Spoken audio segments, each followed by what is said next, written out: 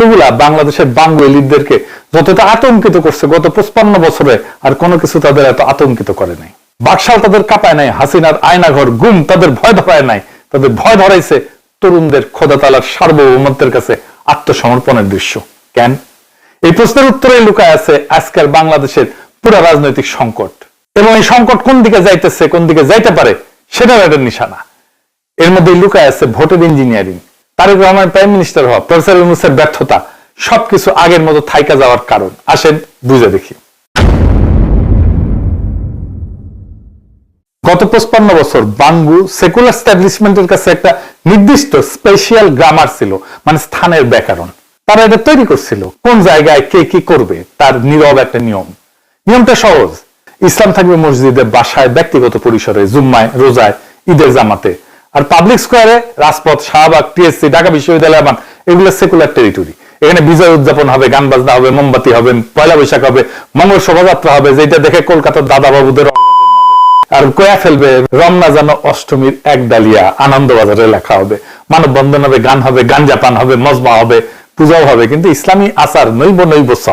পূজা মানে কালচার, প্রগতিশীল। ইসলাম মানে পশ্চাৎপদ, প্রতিক্রিয়াশীল। রবীন্দ্রনাথ গাইতে হবে, ছায়ানট থাকতে হবে, পন্দারালদের লিস্টার থাকবে। ধর্ম এখানে ঢুকতে পারবে না, ঢুকলেও একদম স্যানিটাইজ করে আনতে হবে। এটাই ছিল বাঙ্গু সেকুলারিজমের আসলি চেহারা।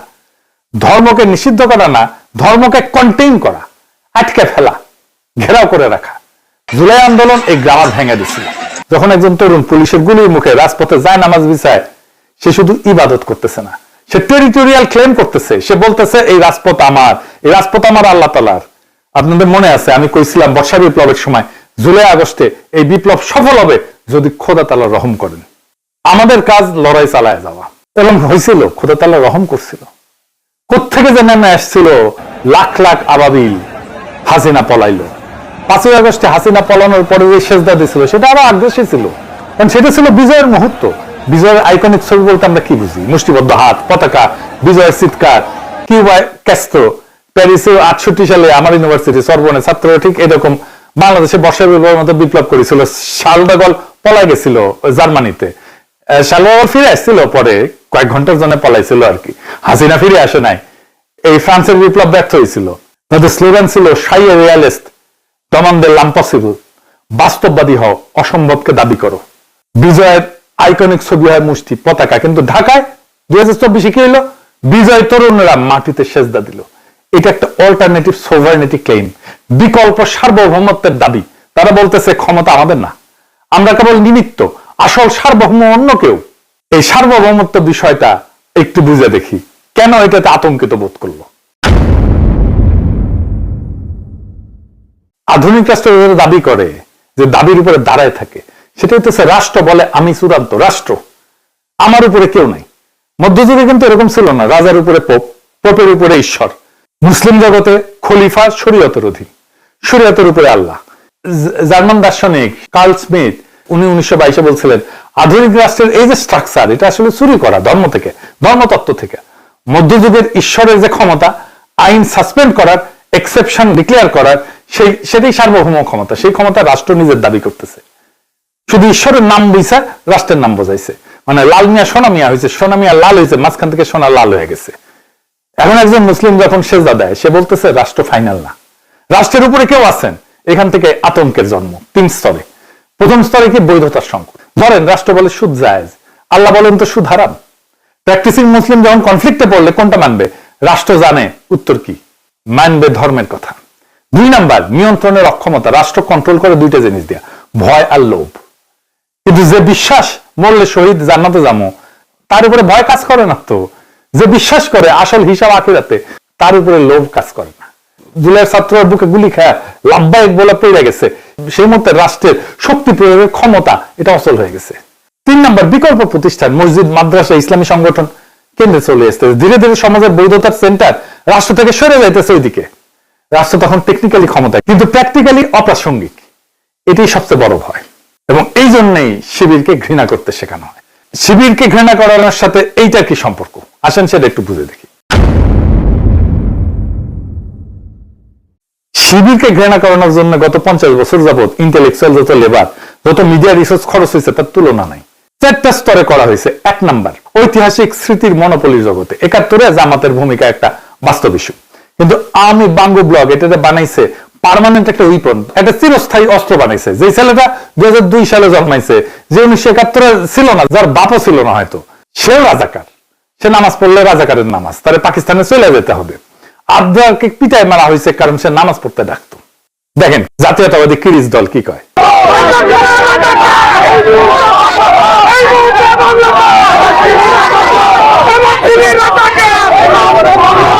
শুনেছেন শিবিরের আস্তানা বাংলাদেশে রাখবে না কেন? বাংলাদেশ কি তোর বাপের তালুক?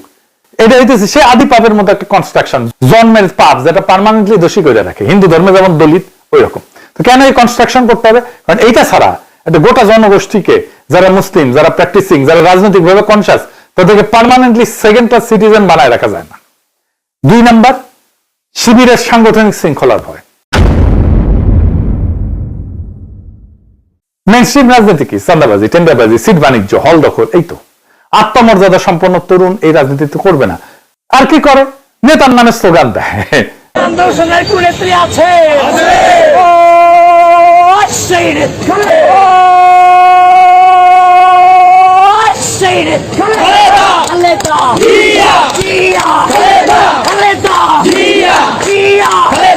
তো এই রাজনীতি করবে কোনো আত্মমর্যাদা সম্পন্ন তরুণ করবে না।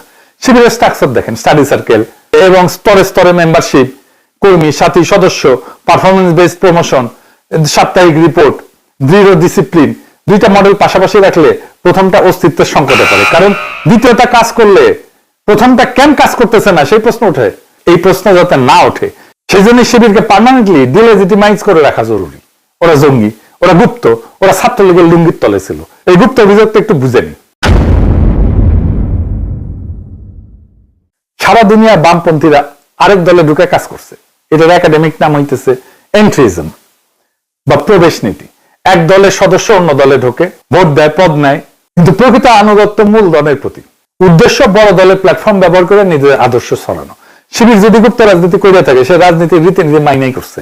আর বিএনপির ডেফিনেশনে বাংলাদেশের ইতিহাসে একজন গুরুত্বপূর্ণ গুপ্ত আছেন, যিনি পাকিস্তানের সেনাবাহিনীতে পাকিস্তানের সার্বভৌমত্ব রক্ষার শপথ নিয়ে কার্যরত ছিলেন, জিয়া রহমান।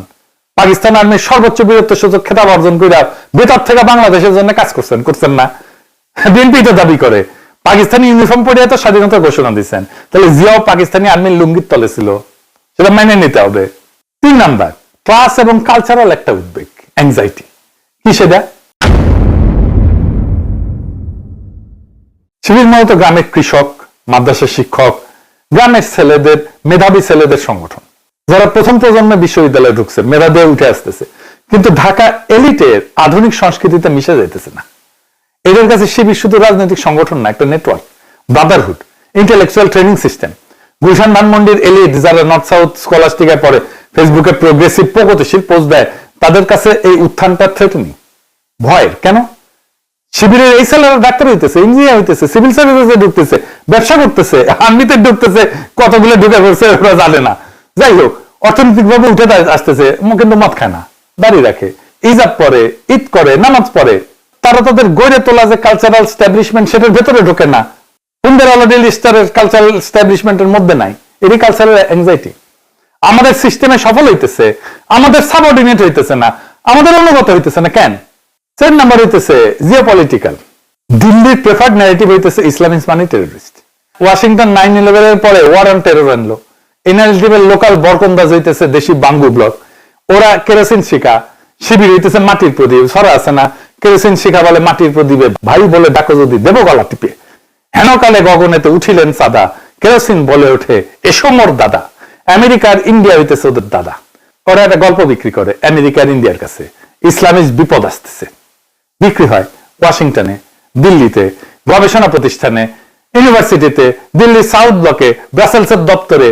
এর বিনিময়ে স্কলারশিপ পায়, পিএইচডি করে, গবেষণা অনুদান পায়, পশ্চিমা মিডিয়ায় লেখার সুযোগ পায়, আর ক্ষমতায় বৈশা থাকার আন্তর্জাতিক স্বীকৃতি পায়। বাস্তবে শিবির কি করতেছে এটা গুরুত্বপূর্ণ না তো। গুরুত্বপূর্ণ শিবিরকে কিভাবে বাঙ্গুরা ব্যবহার করতেছে, ওয়েস্টের কাছে বেচতেছে। শিবির হলেছে সেই বলির পাটা যারা বেচা, এদের গোটা ধান্দাবাজি চলে। শিবিরের নাম বেচা এনজিও চলে, নারীবাদ চলে, বিএনপি রেইনবো সোসাইটি চলে। রেইনবো সোসাইটি করবে নাকি ওরা? বামেদের ফ্যাসিবাদ বিরোধী কারবার চলে, সুশীলদের সেমিনার চলে, টকশো চলে, বইমেলায় বই বিক্রি হয়। এটা পুরো ইকোনমি, পুরো অর্থনীতি। শিবির যদি কাল না থাকে, এদের অর্ধেকটা রুটি বন্ধ। তাই শিবির থাকতে হবে এবং ঠিক যতটুকু ভয়ঙ্কর মনে হয় ততটুকু দেখাইতে হবে, না বেশি না কম। এবং ঠিক ততটুকু থাকতে হবে যেন নিজেরা আবার বড় হইয়া ক্ষমতাই দখল করে না বসে। বেশি না কম, এই নিয়ন্ত্রিত ভয় উৎপাদনই হইতেছে এই ইকোসিস্টেমের আসল পণ্য। এরপরে কি হলো? এরপর একটা এম্পেরিক্যাল শক হইল। কিছু দেয় গত বছরটা পুরো ঘটনা স্ট্রাকচারকে চ্যালেঞ্জ করছে এই বাঙ্গু সেকুলারদের। ডাকসু এবং অন্যান্য বিশ্ববিদ্যালয়ের ধরে জিতে আসলো শিবির। 15 বছর ধরে ন্যারেটিভ ছিল যে শিবির মার্জিনাল, ফ্রিঞ্জ, এরা রক কাটে, মেয়েরা এদের পছন্দ করে না। ডাকসু এই ন্যারেটিভ ভেঙে দিল, সব বিশ্ববিদ্যালয়ের ন্যারেটিভ ভেঙে দিল, শিবির জিতছে, মেয়েদের হলে বেশি জিতেছে। বাঙ্গু এস্টাবলিশমেন্ট পুরো বৈধতা দাঁড়াইছিল একটা অ্যাজাম্পশনে, ফ্রি নির্বাচন হলে ওরা জিতবে না। ডাকসু এই এক্সকিউজ কেড়ে নিছে। এখন আরো একটা আনকমফোর্টেবল সত্য, জুলাই আন্দোলনের রাজপথের সবচেয়ে সংগঠিত শক্তি কে ছিল?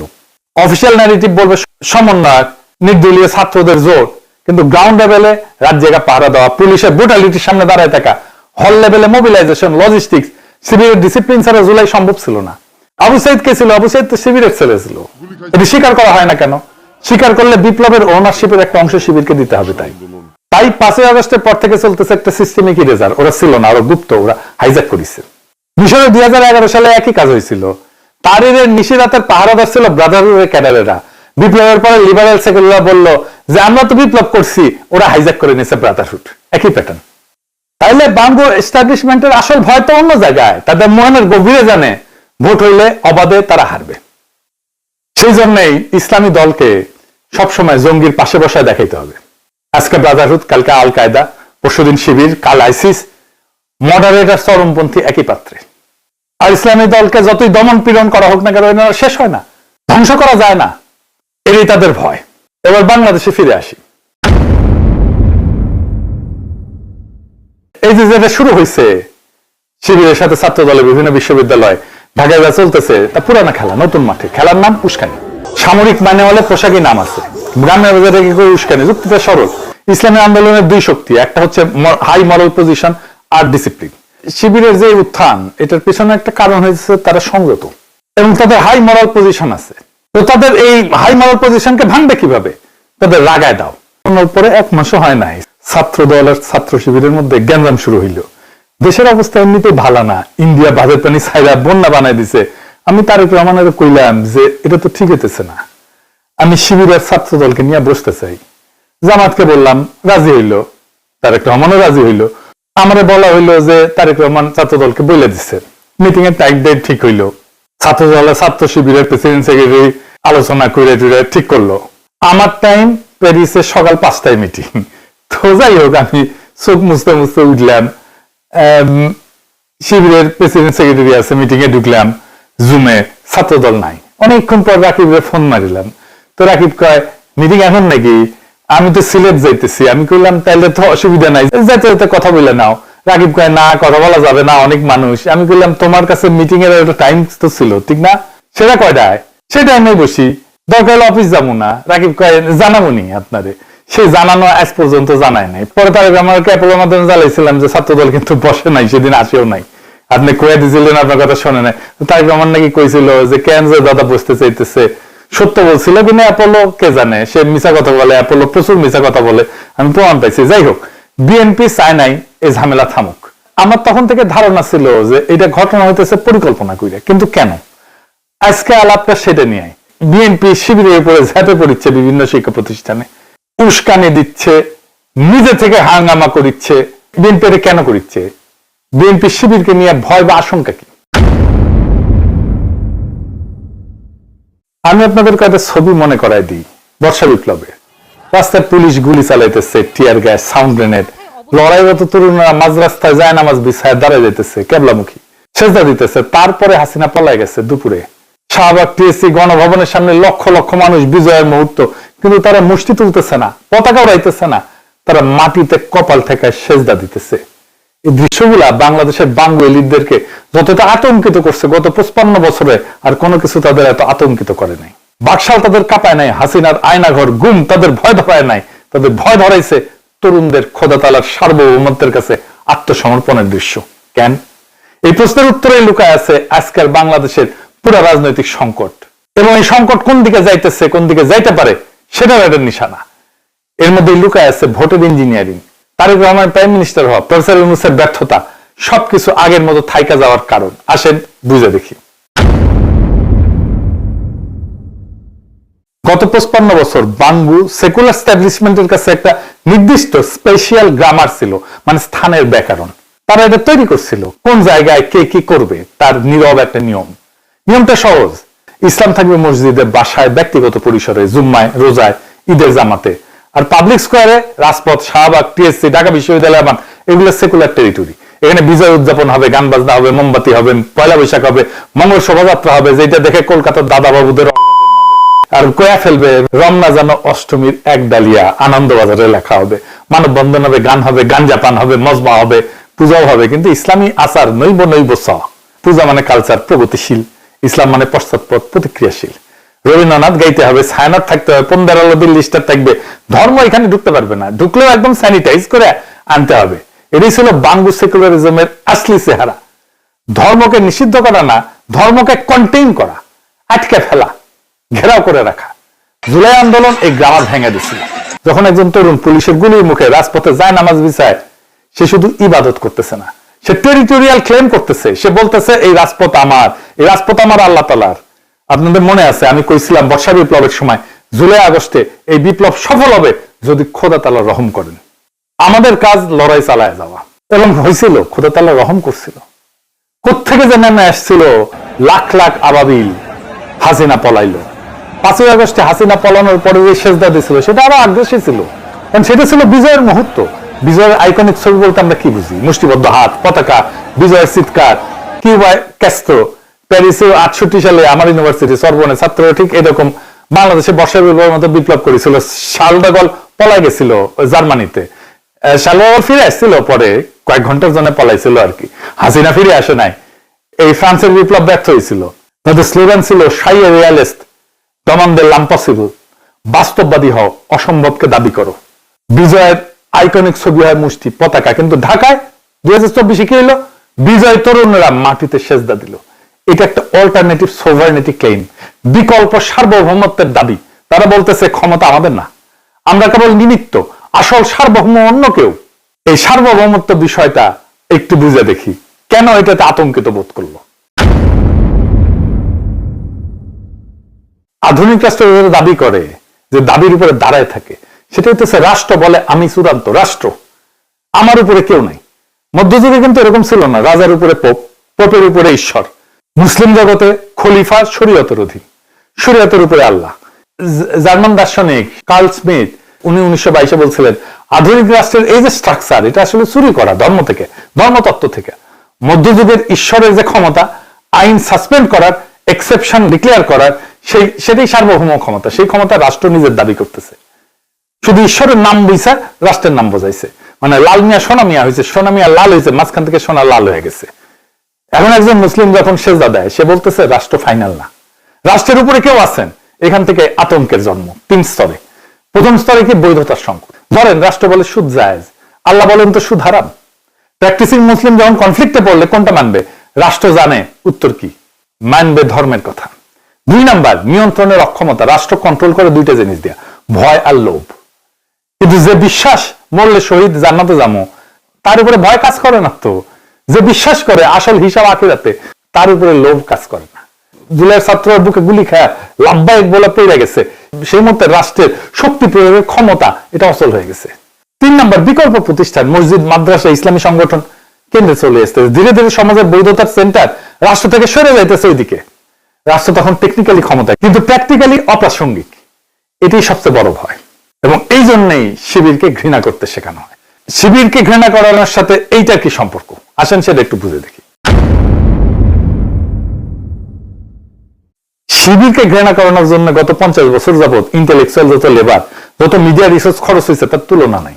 4টা স্তরে করা হয়েছে। 1 নাম্বার, ঐতিহাসিক স্মৃতির মনোপলির জগতে 71-এ জামাতের ভূমিকা একটা বাস্তব ইস্যু।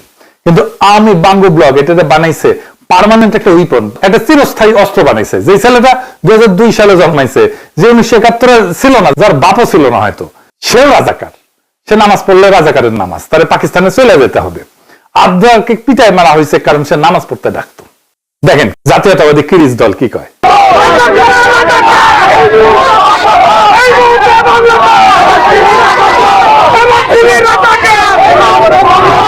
শুনেছেন শিবিরের আস্তানা বাংলাদেশে রাখবে না কেন? বাংলাদেশ কি তোর বাপের তালুক?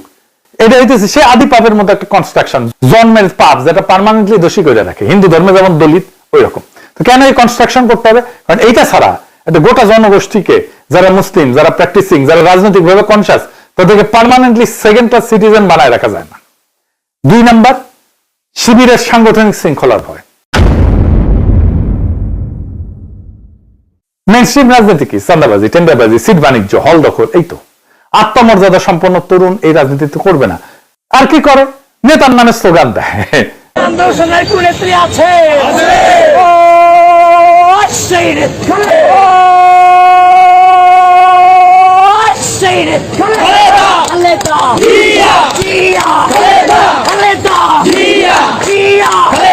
তো এই রাজনীতি করবে কোন আত্মমর্যাদা সম্পন্ন তরুণ করবে না। শিবিরের স্ট্রাকচার দেখেন, স্টাডি সার্কেল এবং স্তরে স্তরে মেম্বারশিপ, কর্মী, সাথী, সদস্য, পারফরমেন্স বেসড প্রমোশন, সাপ্তাহিক রিপোর্ট, দৃঢ় ডিসিপ্লিন। 2টা মডেল পাশাপাশি রাখলে প্রথমটা অস্তিত্বের সংকটে পড়ে, কারণ দ্বিতীয়টা কাজ করলে প্রথমটা কেন কাজ করতেছে না সেই প্রশ্ন ওঠে। এই প্রশ্ন যাতে না ওঠে সেই জন্য শিবিরকে পার্মানেন্টলি ডিলেজিটিমাইজ করে রাখা জরুরি। ওরা জঙ্গি, ওরা গুপ্ত, ওরা ছাত্রলীগের লুঙ্গির তলে ছিল। এই গুপ্ত অভিযোগটা একটু বুঝে নি। সারা দুনিয়া বামপন্থীরা আরেক দলে ঢুকে কাজ করছে। এটার একাডেমিক নাম হইতেছে এন্ট্রিজম বা প্রবেশ নীতি। এক দলের সদস্য অন্য দলে ঢোকে, ভোট দেয়, পদ নেয়, কিন্তু প্রকৃত আনুগত্য মূল দলের প্রতি। উদ্দেশ্য বড় দলের প্ল্যাটফর্ম ব্যবহার করে নিজের আদর্শ ছড়ানো। শিবির যদি গুপ্ত রাজনীতি করে থাকে, সে রাজনীতির রীতিনীতি মাইনেই করছে। আর বিএনপি ডেফিনেশনে বাংলাদেশের ইতিহাসে একজন গুরুত্বপূর্ণ গুপ্ত আছেন, যিনি পাকিস্তানের সেনাবাহিনীতে পাকিস্তানের সার্বভৌমত্ব রক্ষার শপথ নিয়ে কার্যরত ছিলেন, জিয়া রহমান। পাকিস্তান আর্মির সর্বোচ্চ বীরত্ব সূচক খেতাব অর্জন করে ভেতর থেকে বাংলাদেশের জন্য কাজ করছেন না? বিএনপি তো দাবি করে পাকিস্তানি ইউনিফর্ম পরে তো স্বাধীনতা ঘোষণা দিচ্ছেন, তাহলে জিয়াও পাকিস্তানি আর্মির লুঙ্গির তলে ছিল, সেটা মেনে নিতে হবে। 3 নাম্বার, ক্লাস এবং কালচারাল একটা উদ্বেগ, অ্যাংজাইটি। কি সেটা? শিবির মূলত গ্রামের কৃষক, মাদ্রাসা শিক্ষক, গ্রামের ছেলেদের, মেধাবী ছেলেদের সংগঠন, যারা প্রথম প্রজন্মে বিশ্ববিদ্যালয়ে ঢুকছে, মেধা দিয়ে উঠে আসতেছে, কিন্তু ঢাকা এলিটের আধুনিক সংস্কৃতিতে মিশে যেতেছে না। এদের কাছে শিবির শুধু রাজনৈতিক সংগঠন না, একটা network, Brotherhood, intellectual training system. Gulshan ধানমন্ডির এলিট যারা নর্থ সাউথ স্কলাস্টিকায় পড়ে, ফেসবুকে প্রোগ্রেসিভ প্রগতিশীল পোস্ট দেয়, তাদের কাছে এই উত্থানটা থ্রেটনি, ভয়ের। কেন? শিবিরের এই ছেলেরা ডাক্তার হইতেছে, ইঞ্জিনিয়ার হইতেছে, সিভিল সার্ভিসে ঢুকতেছে, ব্যবসা করতেছে, আর্মিতে ঢুকতেছে, কতগুলো ঢুকে পড়ছে ওরা জানে না। যাই হোক, অর্থনৈতিক ভাবে উঠে আসতেছে, কিন্তু মদ খায় না, দাড়ি রাখে, ইজাব পরে, ঈদ করে, নামাজ পড়ে।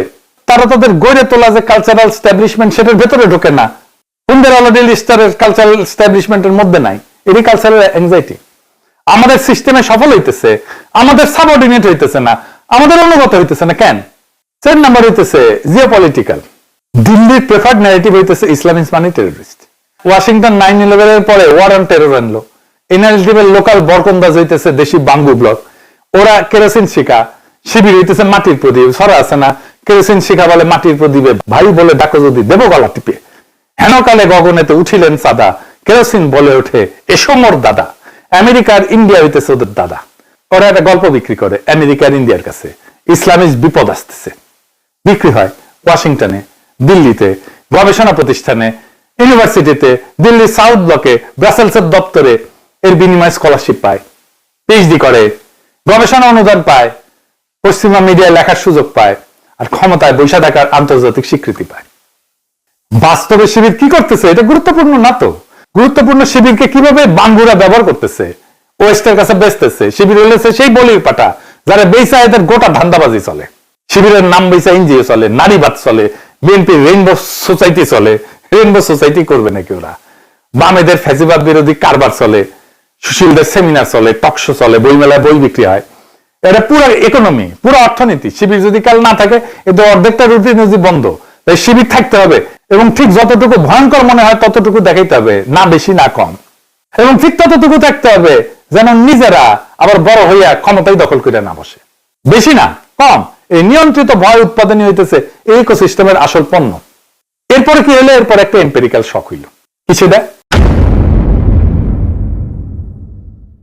গত বছরটা পুরো ঘটনা স্ট্রাকচারকে চ্যালেঞ্জ করছে এই বাঙ্গু সেকুলারদের। ডাকসু এবং অন্যান্য বিশ্ববিদ্যালয়ের ধরে জিতে আসলো শিবির। 15 বছর ধরে ন্যারেটিভ ছিল যে শিবির মার্জিনাল ফ্রিঞ্জ, এরা রক কাটে, মেয়েরা এদের পছন্দ করে না। ডাকসু এই ন্যারেটিভ ভেঙে দিল, সব বিশ্ববিদ্যালয়ের ন্যারেটিভ ভেঙে দিল, শিবির জিতছে, মেয়েদের হলে বেশি জিতেছে। বাঙ্গু এস্টাবলিশমেন্ট পুরো বৈধতা দাঁড়াইছিল একটা অ্যাজাম্পশনে, ফ্রি নির্বাচন হইলে ওরা জিতবে না। ডাকসু এই এক্সকিউজ কেড়ে নিছে। এখন আরো একটা আনকমফোর্টেবল সত্য, জুলাই আন্দোলনের রাজপথের সবচেয়ে সংগঠিত শক্তি কে ছিল?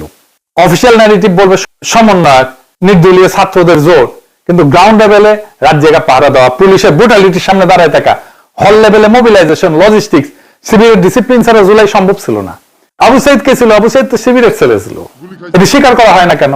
স্বীকার করলে বিপ্লবের ওনারশিপের একটা অংশ শিবিরকে দিতে হবে। তাই 5ই আগস্টের পর থেকে চলতেছে একটা সিস্টেমিক ইরেজার। ওরা ছিল না, ওরা গুপ্ত, ওরা হাইজ্যাক করেছে। মিশরে 2011 সালে একই কাজ হয়েছিল। তারিরের নিশিরাতের পাহারাদার ছিল ব্রাদারহুডের ক্যাডারেরা। বিপ্লবের পরে লিবারেল সেকুলাররা বলল যে আমরা তো বিপ্লব করছি, ওরা হাইজ্যাক করে নিয়েছে ব্রাদারহুড। একই প্যাটার্ন। তাইলে বাঙ্গু এস্টাবলিশমেন্টের আসল ভয় তো অন্য জায়গায়। তাদের মনের গভীরে জানে ভোট হইলে অবাধে তারা হারবে। সেই জন্যই ইসলামী দলকে সবসময় জঙ্গির পাশে বসায় দেখাইতে হবে। আজকে ব্রাদারহুড, কালকে আল কায়দা, পরশুদিন শিবির, কাল আইসিস, মডারেটার চরমপন্থী একই পাত্রে। আর ইসলামী দলকে যতই দমন পীড়ন করা হোক না কেন শেষ হয় না, ধ্বংস করা যায় না, এরই তাদের ভয়। এবার বাংলাদেশে ফিরে আসি। এই যে যেটা শুরু হয়েছে শিবিরের সাথে ছাত্র দলের বিভিন্ন বিশ্ববিদ্যালয়, ঢাকায় যা চলতেছে তা পুরানা খেলা নতুন মাঠে। খেলার নাম উস্কানি। সামরিক মানে হলে পোশাকি নাম আছে, গ্রামের বাজারে কি করে উস্কানি? যুক্তিটা সরল। ইসলামী আন্দোলনের দুই শক্তি, একটা হচ্ছে হাই মরাল পজিশন আর ডিসিপ্লিন।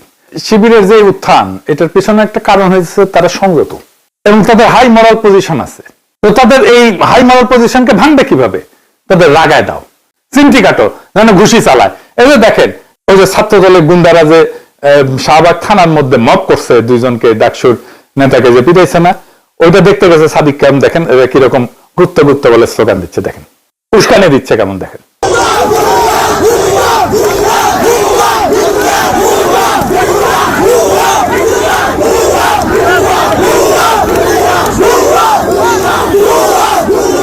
দেখেছেন? এরকম উস্কানি দিচ্ছে যেন ছাত্র শিবির ধৈর্য হারা হয়ে তাদের আক্রমণ করে। এমন করলে তখন বলবে দেখছেন আমরা বলছি না ওরা জঙ্গি। এরপর রাষ্ট্রের দমন নীতি জায়েজ হয়ে যাবে। একই সাথে ছাত্র দলের সাথে বাম, তার সাথে সাবেক ছাত্রলীগ, এরা প্রথম ঘুষিটা মারে, এরাই প্রথম উস্কানি দেয়। আর শিবির যদি কিছু করে তখন দেখাবে এটা, দেখো শিবির এটা শুরু করছে, বলবে শিবির সন্ত্রাসী। কে শুরু করছে কেউ জিজ্ঞেস করবে না। তখন বাম বুদ্ধিজীবী আর সুশীল সাংবাদিক নেটওয়ার্ক প্রস্তুত থাকবে। 2 ঘন্টায় ফ্যাসিবাদ ফিরতেছে এই কলাম ছাপা হবে। দিল্লির থিঙ্ক ট্যাঙ্ক, ওয়াশিংটনের লবি আন্তর্জাতিক মঞ্চে আওয়াজ তোলার জন্য রেডি। এমন একটা মুহূর্ত তারা চাইতেছে যেটা দেখায় শিবিরকে জঙ্গি, রক কাটা, এই ট্যাগটা দিয়ে দেওয়া যায়। এবং দেখেন ছাত্রদল, বাম, অবশিষ্ট ছাত্র সবাই খুব উৎসাহ এখন এই ঘটনা ঘটছে। এই জন্য 3টা উল্টা আদর্শ, কিন্তু যৌথ স্বপ্ন নাই, ইতিহাস নাই, কিন্তু 3টে সিমেন্ট একটাই, শিবিরের ভয়। এইটারে বলে নেগেটিভ কোয়ালিশন। এরা কিছু করতে এক হয় নাই, কিছু থেকেই তো এক হয়েছে। মিশরে 2013 ঠিক এই জিনিসটা হয়েছিল। নাসেরিস, লিবারেল বাম আর পুনারম মুবারকের লোক সবাই একসাথে নিচে আসছিল। উদ্দেশ্য ব্রাদারহুডকে ঠেকাও। সরানো হইলো।